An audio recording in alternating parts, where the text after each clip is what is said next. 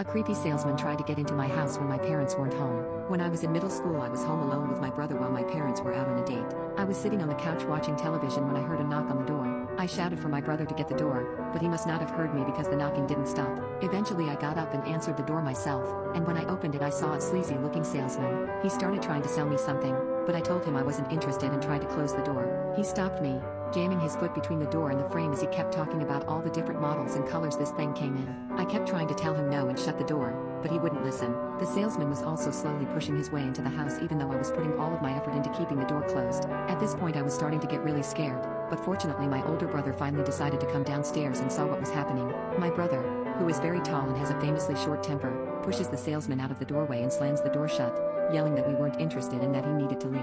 I saw the guy walk off through the window and, feeling really shaken by the way he was acting, called my friend who also lived in the neighborhood to tell her what was going on. She was home alone that night too,